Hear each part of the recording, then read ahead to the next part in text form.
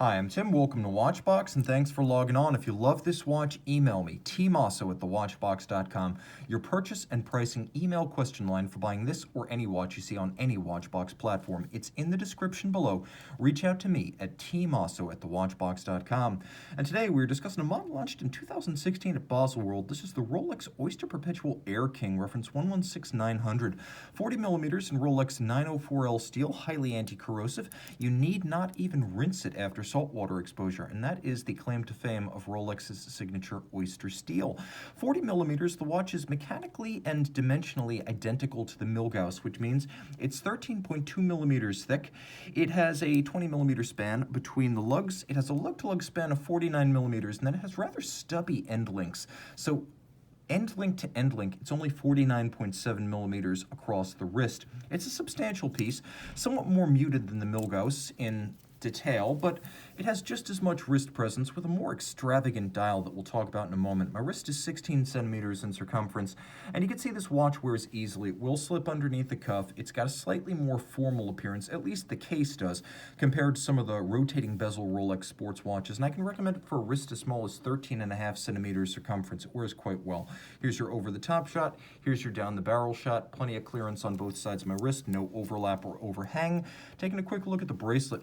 A little bit less polished than you'll find on the Milgauss bracelet. Satin finished primaries and center links, polished outer faces, removable links fixed by screws.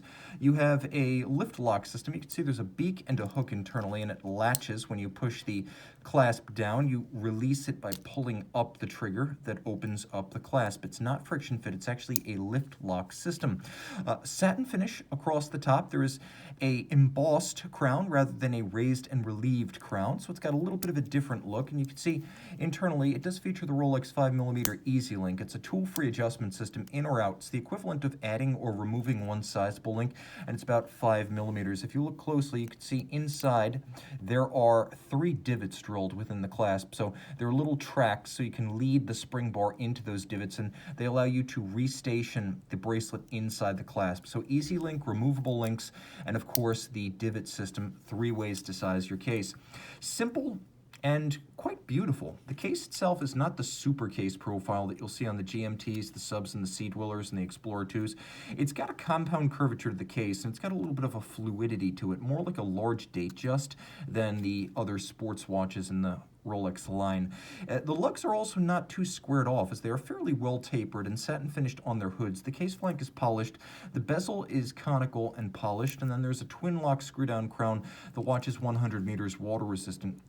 The dial is fundamentally an Explorer dial with a triangle index at 12 and then 3, 6, 9 Arabic numerals, and the tri-Arabic numerals are all in white gold, as are the hands, to resist oxidation and tarnish over time. Now, the dial does have a very idiosyncratic look to it because it is designed expressly to evoke the cockpit, or maybe we should say dashboard instruments, of the Bloodhound supersonic car project, which is currently ongoing. They haven't quite achieved the supersonic speeds that were anticipated as the project remains underway several years later, but the Rolex part of the project has concluded. They designed the instruments for the supersonic car, and if you saw those instruments, you would immediately understand where this design, including the colors, have come from. This is the Bloodhound dial. Now, of course, it is a semi-aviator's dial, as it's calibrated every 5 minutes or 5 seconds, depending on how you want to read it, and that's because the Bloodhound SSC is really a hybrid of a car and an aircraft, a jet to be specific. Underneath the case back, the watch is actually identical to the Milgauss in terms of running gear. So it's a Rolex caliber 3131 bidirectional winding automatic with a 48-hour power reserve. It is a COSC chronometer, but Rolex goes one better, adjusting the watch to run no worse than -2 + 2 seconds a day as a fully assembled watch rather than a bare chronometer movement. The watch features stop seconds, pivots on 31 jewels, and it has a number of anti-magnetic features, including a blue oxidized niobium zirconium anti-magnetic hairspring. It has a nickel phosphorus escapement, which is itself anti-magnetic, and then it has an all-encompassing soft iron cage. It's a paramagnetic cage that channels field lines around the escapement and the hairspring, so highly anti-magnetic, far more than the rated Milgauss of its running mate. And finally, The movement is all Rolex and built to be tough, as it includes a full balance bridge and a free-sprung index for shock resistance, and, in the name of excellent timekeeping in any orientation on your wrist or your dresser at night, it includes a handmade Breguet overcoil hairspring that beats concentrically in every orientation. Reach out to tmosso at thewatchbox.com for purchase and pricing details. And we are back with the Air-King by night, the index at 12 plus all 3 hands loomed with Rolex Chromolite Blue Lume.